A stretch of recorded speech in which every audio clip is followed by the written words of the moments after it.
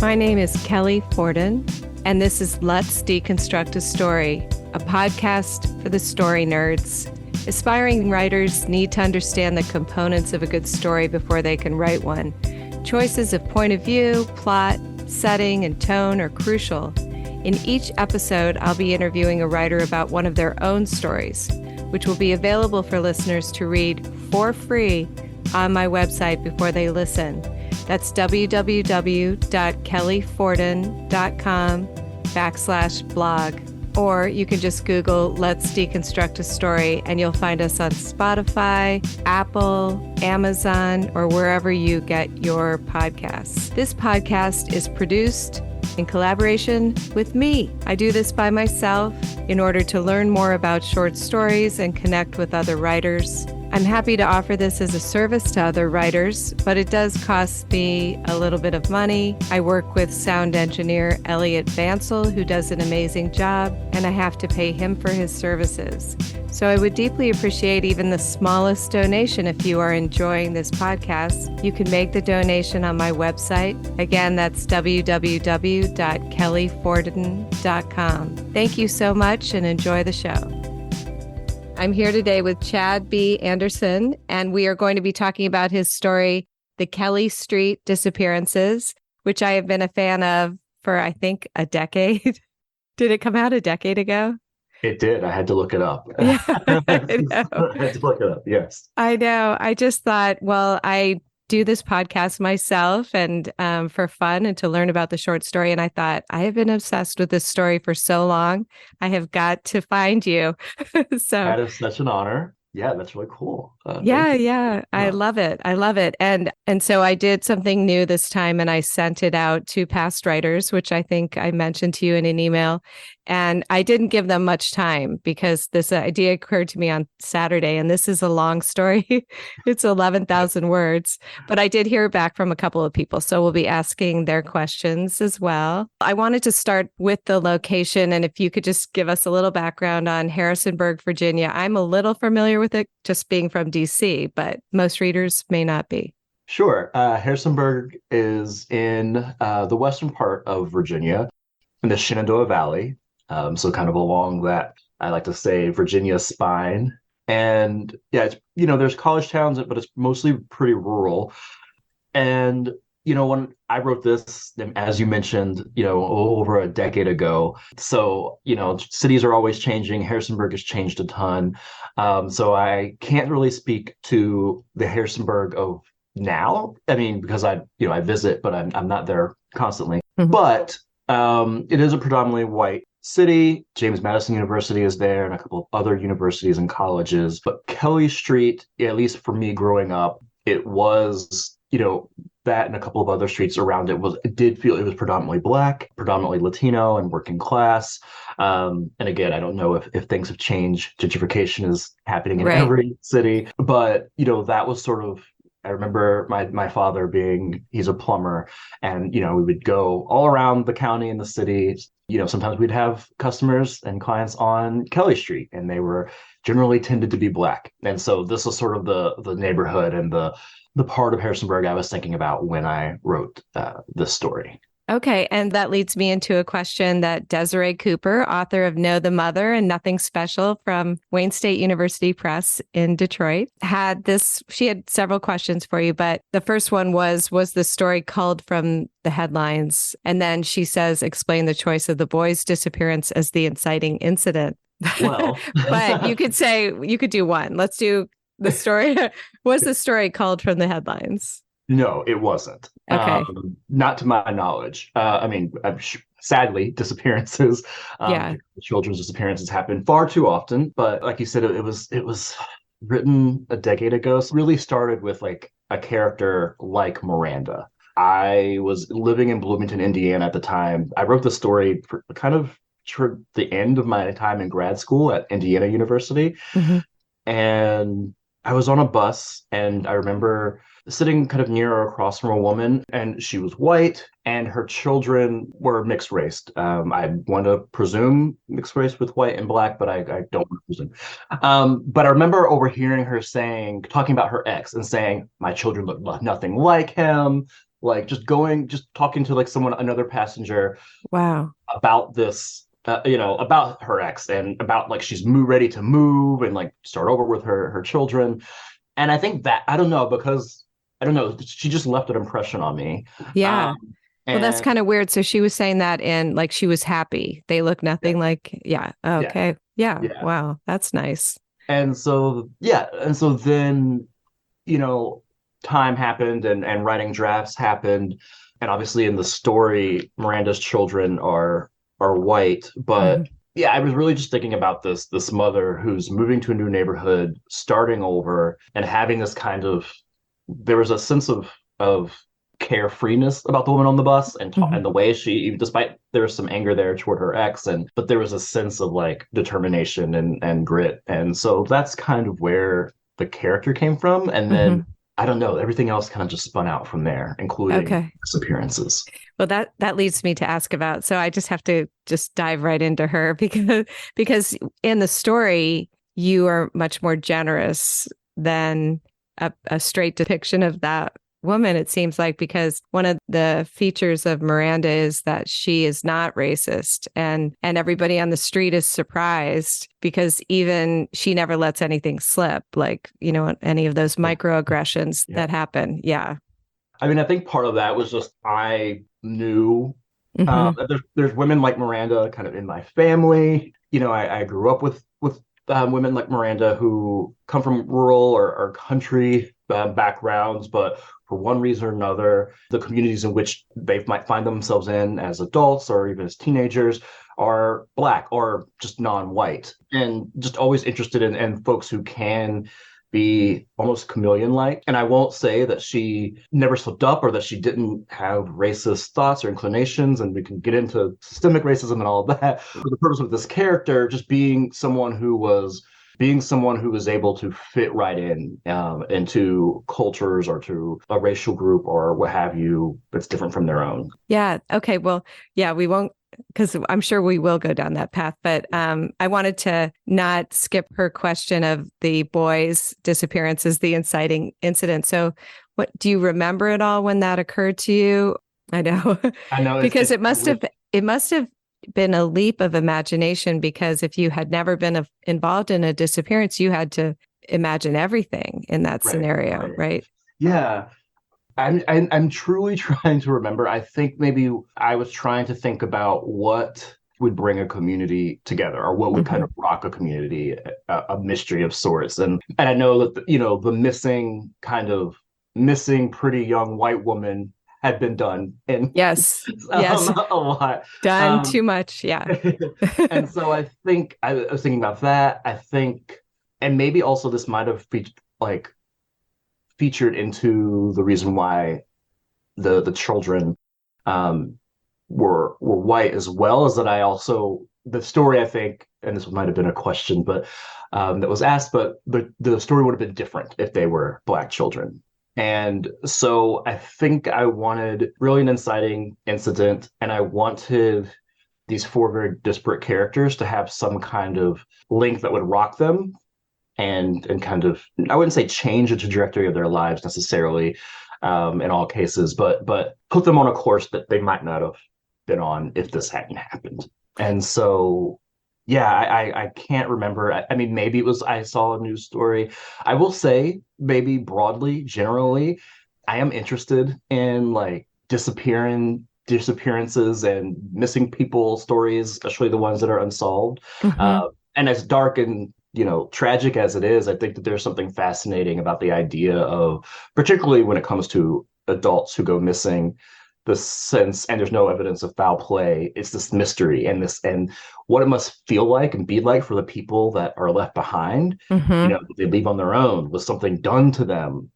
And I think that there's so much kind of rich, kind of psychological and social turmoil and elements to explore. So Yeah. yeah, and it's come up a couple of other times in stories that I've been working on, and a novel idea that I have about people who vanish. Yeah. here or run away. Well, there's no resolution. Yeah. Yeah.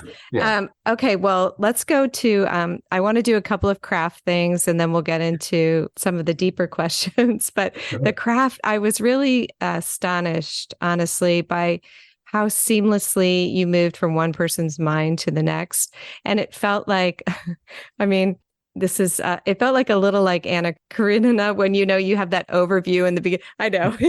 Thank you. You're welcome. No, but I mean, like you have the overview of the street, like all happy family. No, but you have the street and then we swoop down. And I was just thinking, so I actually mapped it out paragraph by paragraph. And it seems like, so it's sort of an omniscient narrator, correct me if I'm wrong, until about 8 paragraphs in when we get Crawley's POV first. And then we get the POV of everyone on the street. Then we get Bree's POV. Then we're back to Crawley, back to Bree. I want to just run through them quickly and then I'll ask you the question.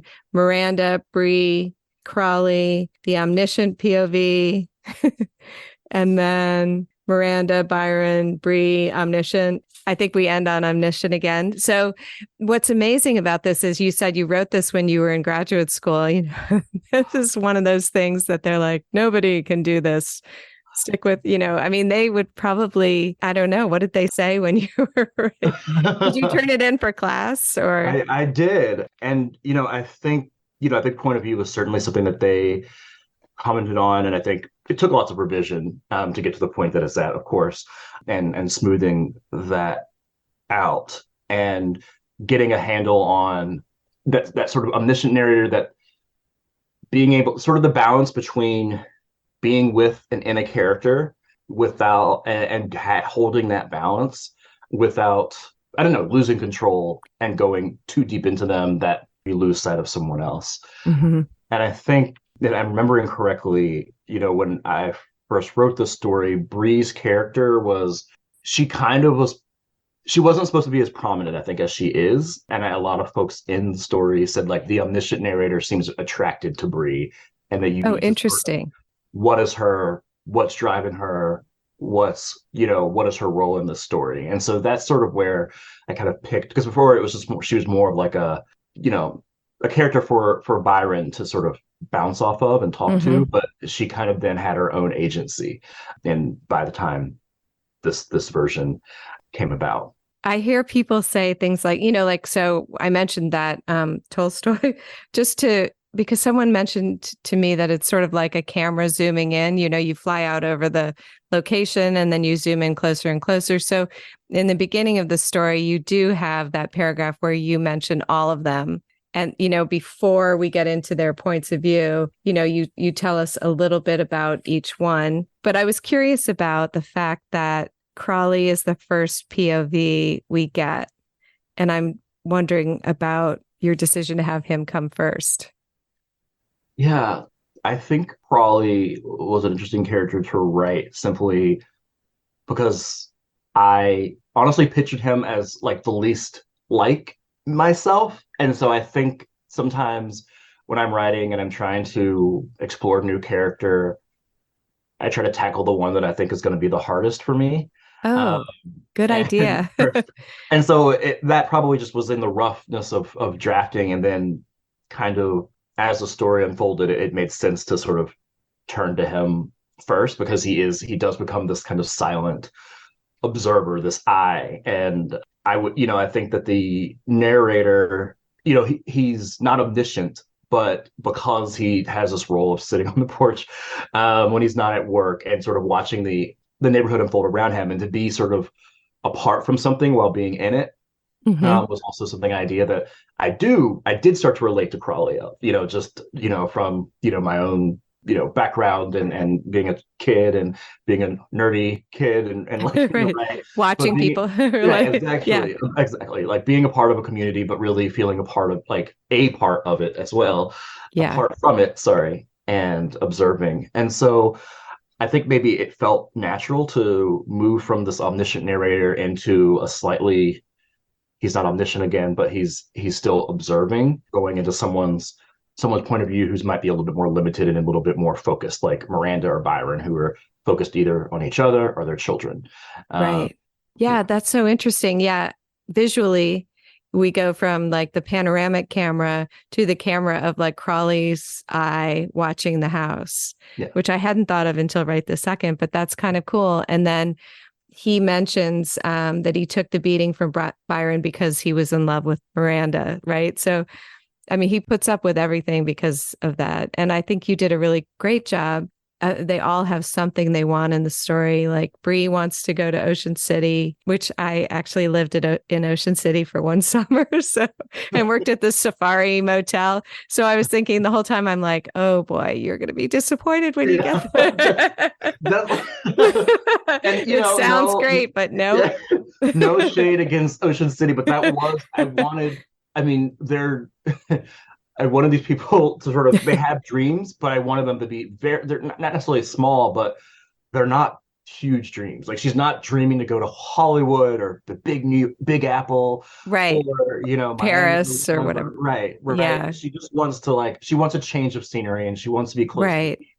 And, Ocean City just sounds kind of pretty to say. And it made it really poignant because it was such an accessible dream and it was just a car ride. It was like, right. Oh, but it really, I could feel how hard it is to get in the car and leave a family member behind who is not, functioning well yet. And another thing that I had to read it several times to realize how young all these characters are. Crawley's only 34, but I was picturing an ancient guy.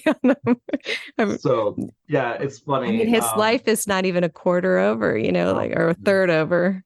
So that is a critique that I remember very clearly from my workshop of the story, an early version of the story. My friend and writer Abdel Shakur, he's in Chicago now, but he kept pointing out, he's like, these characters, they seem so old. They're like in their late 20s to early 30s or mid 30s. And I will pull back the curtain and say, like, I was 25 or something, like, so there's part of me that hadn't reached right these characters now. So they seemed really old to you, but a little older. But yeah, then I think even now I still stand by my decision because I think that there is a sense of, like, when you live in certain environments, when you live, whether it's you grew up poor or whether you live you just have a difficult life, a hard life. You have to grow up fast. You have to be a caretaker quickly. You do age faster than maybe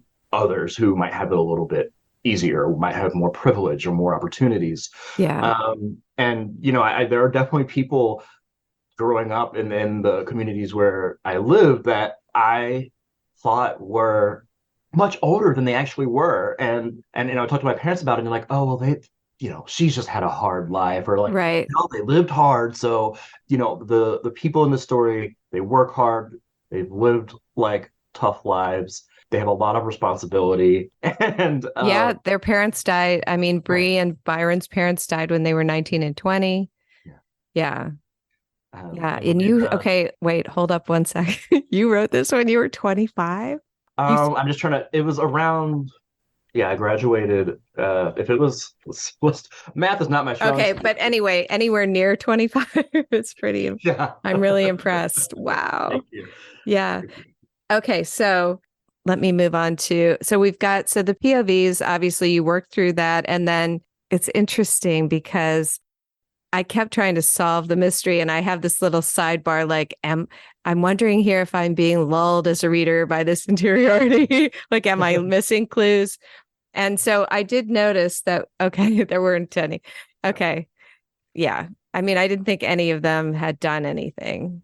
No, I mean, my mom, when she read the story, she was like, I still think Crawley did it. Right. But no one that like appears physically in the story did anything. And I do, as a writer, have a sense of what happened to the boys. And I thought about writing it, but for me, the story wasn't about, as sad as that is and as tragic as that is, truly, for me, it wasn't about the boys. What I wanted for this story was what happens, how do people respond, and how do they move around that to sort of self-actualize. And as I was writing this, I didn't necessarily think that, like, I wasn't being like, how do these people self-actualize themselves? But it was more of a what keeps Bree there and what lets her go? What is Hmm. going to like release Crawley of the sense of guilt and like have a little bit of gumption and like ownership over his own life? What is going to force Byron to grow up a little bit?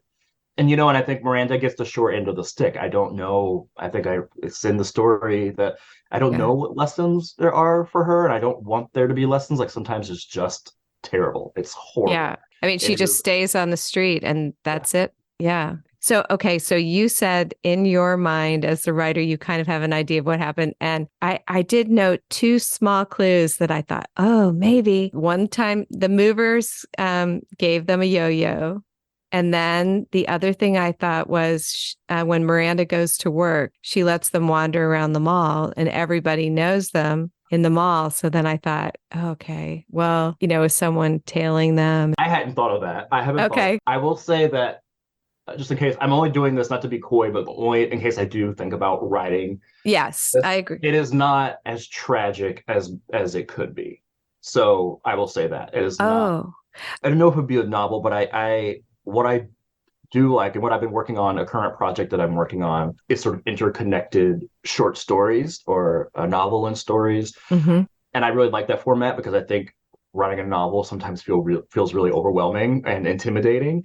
And so for me, I was like, the project I'm working on now, it's like, okay, I'll just focus on one character at a time, and they'll each get their own short story, and they'll weave in and out of each other's lives. But Oh, that would be you don't have great. to like, and then by the end, I'll have a novel, but it won't feel like it. And so I have a couple of ideas for other projects like that does kind of pick up on some of the side characters or follows some of these characters either earlier or later in their lives. So I do have, I think I've even like written a page of like something around the boys. Okay. Okay. So I won't ask. We'll just wait for the finished novel and stories. Okay. All right. So the other thing that really fascinated me was the timeline. So the boys disappear, then they disappear in the afternoon. It's first reported around 6. They first suspect Crawley, then Frederick Shanks. Miranda then is the suspect. And then 2 days after the disappearance, the neighborhood begins to resume its usual routine. I love the part about Reginald Yates yelling to his son to like, it was so moving when he finally started, mowing the lawn again. I thought that was so, I mean, just to have Yeah. that in the background as a time marker. 10 days after Bree's dog Antonio goes missing, 2 days after that. So we're 12 days after. So I had to like do all this math. 12 days after the disappearance, Bree leaves for Ocean City. And then days later, Crawley leaves. So then it's near the end of September when Miranda's thinking about going back to work. Right. And Yeah. we don't see her do that. But when she sees him mowing the grass, then she has to go back to bed for 4 days. And that just broke my heart. So when you were, I guess, how did you come up with, was this timeline the original timeline, or because it's very condensed?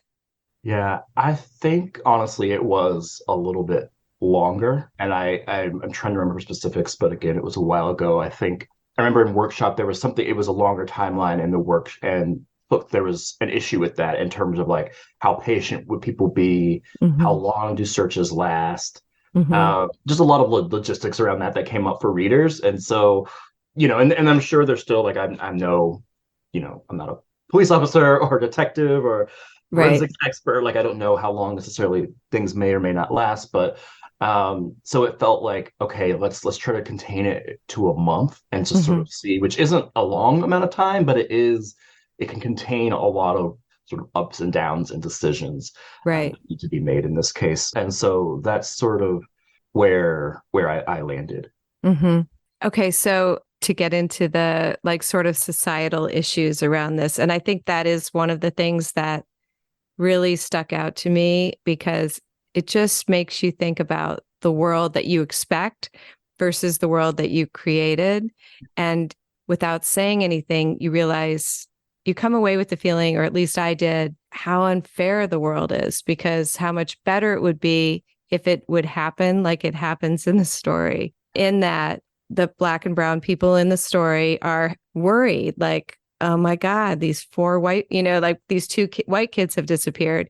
And then the police are totally respectful.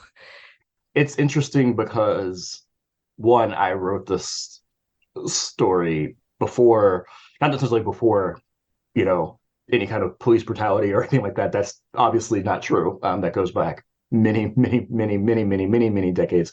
Right. But for sort of the high kind of, the George Floyd, Michael Brown, Right. Trayvon Martin, Sandra Bland, before the sort of high profile cases of institutional racism and police brutality and mistrust between communities of color and the police, again, which have all existed, but me being from kind of this Mhm. rural college town and then, going through living in college towns of, University of Virginia, where I went to undergrad, and then I went to grad school in Indiana and Bloomington. So, I think my experiences were different and I was sheltered and privileged in certain ways. Mhm. And so, but it was on the top of mind that I, obviously knew enough being Black in America to know that this could have gone differently. And Mhm. also knew that feeling that, often in Black communities, and probably many communities of color, when there is sadly a mass shooting or any kind of, crime or wrongdoing or tragedy, we sort of brace ourselves like when they find the perpetrator, who's it going to be? Because, Right. there's this fear that someone of a certain race, gender, etc., if they do something bad or wrong or violent, it's going to reflect bad on the rest of the population, which is absurd, of course, Right. but it Right. is, it is. And so I think I wanted to sort of toy with that. And I think I didn't want there to be, I think I didn't want to, I was afraid like potentially perpetrating stereotypes or going into that territory. I think in an early version, like Byron was also a high like suspect for a minute, Mhm. which I think honestly, if I was writing this now, there would be some changes. I think I might actually go there and be a little tougher and um, explore the racial component more deeply. But yeah, but I think in that place in that time where I was really, wanted to kind of just see like, because I didn't want to write the story of Black pain of, two Black children, for instance, going missing. And I didn't want to write the idea that they would get less media attention, less frenzy, less interest than white children missing. And I also think I didn't want, and I don't remember this exactly, but I think I also, to make Miranda White, I mentioned the sort of the woman who inspired the character Yeah. on the bus, like, and while that woman's children were of color, I think maybe I was afraid to be like, I don't want to make these children of color either because I don't want to portray like a quote unquote like missing Black dad. Like I don't want that stereotype involved. And like what does it mean to have like Byron come in as a surrogate father? Mhm. Uh, and just he's certainly a flawed character, but like to be a generally a good man. And so I think that there was a part of me that was like really trying to avoid both stereotypes and certain kinds of showcasing of Black pain or negative Black experiences that happen in our country and that people can see time and time again in movies and in books. And so, yeah, I think that that's what was just going on in my mind back then. Yeah, and I think so as a white reader reading it, I was really struck by how people were steeling themselves at every turn. Is she going to say something racist? Are the police going to come down on us? Like, are they going to target us? And I guess there were two things that happened when I was reading it. Like, one was, wouldn't this be great if this is how it went in Yeah. a fair and equitable way? But then the other thing I was thinking of was that that's not a thought that white people have. Like, oh, I'm glad we weren't targeted. So reading it, it really strikes you hard. I don't know. It was very, very moving. Okay, so Renee Sims was just loving the story, and she came in with that question about Toni Morrison's story and recitative. I think Yeah. that's how you say it, because I listened to it on Audible today, and then I read Zadie Smith's commentary on it, and I thought, this is so fascinating because she's playing with race and class. Had you read it or? So I have to admit, I love Toni Morrison. I've read several of her novels. I have not read that story. Oh my So God. it's on my, yeah, I saw you sent that question and I was like, oh, I wish I had time to like find that and read it. And I will. Oh my God. When you read it, it'll be really fascinating because it did open things up for me a little bit in that I was thinking there's a lot about class here as well, and stereotype of like the poor white woman. The stereotype would be more like, the woman on the bus who is racist. And in the Toni Morrison story, which I just read once, you can't tell these two girls, they're both 8 years old. They become friends. And throughout the entire story, you cannot tell which one is white and which one is black. This is, I think, what got me about your story, too. So Zadie Smith said, some take the narrowest possible view of this category of my people. They mean only their immediate family. For others, the cry widens out to encompass a city, a nation, a faith group, or perceived racial category, a diaspora. But whatever your personal allegiance is, when you deliberately turn from any human suffering, you make what should be a porous border between your people and the rest of humanity into something rigid and deadly. Morrison wants us ashamed of how we treat the powerless, even if we too feel powerless. And then there's another great line here. It has to do with the fact that they're all poor on the street. They're all struggling on the street. And so that's a different type of community coming together there as neighbors.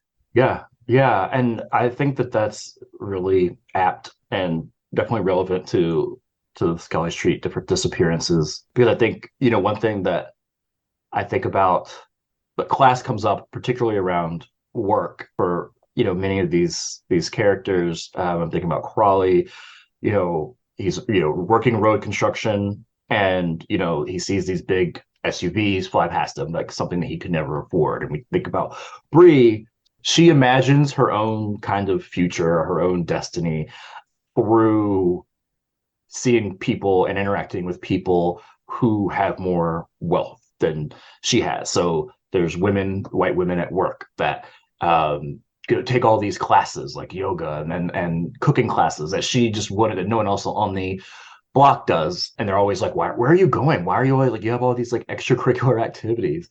And then there was, she sees people, wealthier, middle class, upper middle class, Black folks coming to vacation in the Shenandoah Valley from Maryland. And so that becomes this kind of like, oh, there's like it's almost like this Black Mecca up there. And so, what that means that like their, sense of self-actualization or escape involves or is somehow sparked by people of different socioeconomic classes than they are. That makes sense to me. I was looking at a couple of Des Cooper's questions, and she was saying the white children versus disappearing versus Black children, which we covered, I think. Yeah. But then she had a question. Everyone has a moral failing. It's as if the whole town is implicated in the disappearance. And then she says, but I still want to know who did it. But it is true. Like if you think about the moral failing, I mean, but you made them so real that I totally understood. Of course, they want to go out bowling. Right. And I have 4 kids. So I remember being like, could I just run to the store and like without, and most of the time nothing would happen. Right. Yeah. I mean, it happens. Oh, go ahead. Sorry. Oh, no. I was going to say, and Crawley, I completely understood why he was like, I'm going to 7-Eleven. Yeah. And I think that was, I remember that confession and trying to figure out what is this feeling of guilt or shame, and like, does he have something to confess? And that being almost a kind of turning point for the story. And it was something as small and as, I don't even want to say sad, but like just something, and just like I just wanted to go get a slushie, and I was just so angry. It was like this past, like it was like the most he could like revolt or or hurt them, and it was 10 minutes, right? And like who knows if that's truly what you know what I mean, in terms of like that was really the window of time. Like, but I think there's these ways that these people don't have power, as you mentioned earlier, like things that aren't fair for them. And they are finding these small ways, moving to good old Ocean City. Right. Crawley gets his Slurpee, and, Miranda and Byron just want to bowl, and Byron just wants to like be manager at Subway. Like these Right. are kind of very attainable dreams, and I think they're beautiful dreams for these characters. But it also just shows just like how kind of fragile and how small that they're And kind of. how it can change. It could Yeah. change on, at any moment. The smallest thing can happen. What about the fact that Frederick Shanks, so he's like, he's trading sandwiches for crack. Oh And my he, God. I honestly, I was trying to remember where that. I remember. Honestly, I feel like I heard that somewhere. Like I overheard someone saying that, and I thought it was the most like the most hilarious thing that like. right. And so I just put it in. But I'm really trying to remember the source, but I feel like it was like I don't know if it was like a newspaper article or like maybe I heard like an uncle like talking about it because I do have an uncle who had like he told like some of the best stories and I feel and so But then the manager doesn't even charge him. He just ends up in Beckley, West Virginia, where I've been as well. And it is, yeah, and it that's is different. again for me that's like because it's white privilege. Like if it was would that happen? And then the other thing that you said about when the Black folks on the street are like really glad that the police don't target them, I was thinking about all the white, mass shooters that we've had. Yeah. But that is another moment in the story where it's so subtle. And I think that's what you did so masterfully. And I think it's that omniscient voice, that distance, that like journalistic quality that it's got to strike people. Like, this is not how things go. And oh, whoops, this is not a fair world. This is not equitable. And I think that's one of the things that, not to go on and on, but I think that's why fiction is so important. Like stories like this are so important. It is. And, as you've been talking, like, as writers, I'm sure you've experienced this too when you go back and read something that you wrote a long time ago. There's certainly like small things and big things that I would change. But I think, one thing is that I think there's, you mentioned it earlier, like this, like like, wouldn't it be nice if, because the police interactions were more like this more often in Yes. our real world. And I think maybe if I had written this today, or if I were to revise this story, I think the police would like be a little bit, could there be a little bit more aggression and distrust and so I think there's something about, I wouldn't say fairy tale like, because I think there's a lot of tragedy here and real world consequences for the story, but I do think that there's that component of it. I'm kind of glad it was written before all of that happened. Now we know more, right? But so that's what gives your story that fairy tale quality. And I think that's maybe what will make it a long lasting piece of literature. So Thank you. That's very, I very think so. kind Well, thing to say. it makes it seem like you rose above it and looked down on it in a Toni Morrison type way, Yeah. and kind of showed us a vision of the world that would be a better vision of the world. Yeah. So I appreciate that. I think that's I mean, I'm not saying at all like you glossed over the reality. I think shines through as well.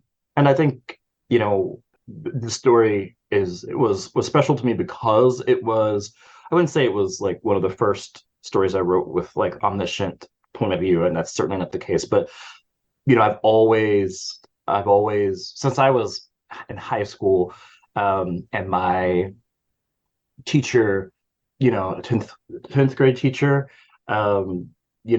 suggested I read Faulkner, and I was like, what? And I barely understood certain things, but Right. like just the way that omniscient tone and being able to move across. And then, folks also like Edward P. Jones, who wrote The Known World. That has always been like one of my kind of inspiring ways to write. And I think I listened to an episode that you did with George Saunders, and he said that Oh, he yeah. he has basically like 12 stories that he's loved, and that he's obviously read much more than that, but like those are the ones that kind of keep influencing him. And I Yeah. don't know if I necessarily have like 12 stories per se, maybe if I think about it, but there's these authors and these tricks, and Toni Morrison's one of them, R.P. Jones. Yeah. Do any others come to mind? Yeah, this sounds pretentious, but Gabriel Garcia Marquez, Oh, yes. Russell Banks. There's quite a few authors who have this journalistic quality or can move back and forth between omniscience and really like personal kind of explorations of psyches and motives. And so that for me, the story was like really working with that and that point of view. And so I appreciated, you kind of mentioning that point of view and talking about that and how it does have a novelesque quality. I tend to write long. I'm long-winded verbally, but also on the page. Well, I was going to ask you about getting it published, because at 11,000 words, and I should have done the shout out to Salamander, who I think is going to offer the story for free for a month when the podcast comes out. But so they took it, but it's hard to place a story that's long. It is. And I think this is definitely by far the longest story I've ever placed. Most of my other stories, are 8 pages, 10 pages, 11 pages. And for me, those are the ones that tend to be the surprising ones when I write that short. I'm like, oh, I'm done. I don't have 25 more pages to go or something. But yeah, I'm trying to remember the process of this, and I'm really thankful for Salamander for publishing it. And I don't know if it was, I do remember cutting. I do remember being like, it's still too long, Oh, wow. And so I wish I could remember. I may have to maybe still have the files to see what the uncut version is. Yeah. Well, I did one last craft thing, because we've mentioned it so many times, and I didn't ask you if you have a trick for how to go into multiple characters. Have you found, I looked through the story many times and it seemed like we just sort of turned to the character, but is there a way you went about it specifically? I'm trying to think both about this and multiple points of view, because I do like to do that. Yeah, I mean, you would just transition with, over the next few days, Crawley watched TV on his front porch. I think for me, the trick is really to love your characters a little bit and embody them and know them. I think, and sometimes they surprise you. Like I mentioned that Bree ended up having more of a role than I kind of expected her to originally. And she kind of turns into almost the linchpin of the story. But yeah, I think really allowing being fond of the characters, they go through tough stuff, but wanting the best for them, even when they don't get it, and denying them, and you as the author deny it of them. So having that compassion, I think.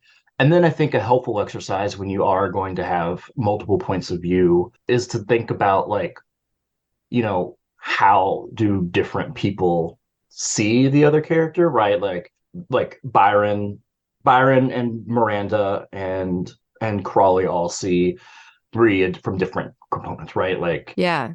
For Crawley, she's like the sexy neighbor. Yeah. For Miranda, she's like a nice friend, and for Byron, he's like the little, his big little sister who does everything. Right. And I think there's also, I think maybe one of the questions addressed it, and you mentioned it, but the characters all have different kind of points of view about the way they feel about the children, Yes, right. It says about them. And so I think sort of trying to look at how would the characters notice this? How would they notice each other? I think that's really a good tool too, to help embody the characters, even if you're not necessarily using first person or close third person. And it seemed like you had the vehicle of the houses too. It was, someone would go over to the house to talk to someone, and then once we were inside the house, it would switch to that character's point of view, which was kind of cool. And I don't know if that happened every time.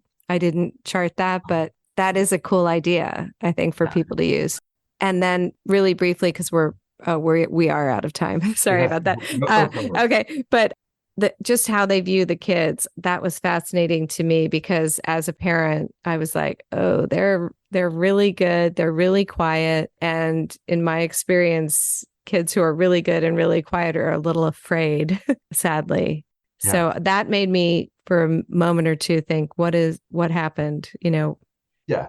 Yeah. And that's also, a mystery. I think that we don't really know a lot about Miranda before she moved to the Kelley Street. We don't know a lot about the father, but I think that was another thing that I wanted to kind of, it's not that it doesn't matter, but all these people have had tragedies or have had reasons for sort of being where they are. And I'm not even talking about geographically, but just sort of just temporally where they exist in time, in this moment, the work that they have, the community that they have, the Right. attitudes they have, and what that does to people, and the way they see each other, or the way they, again, try to find joy or self-actualization, or growth of any sort.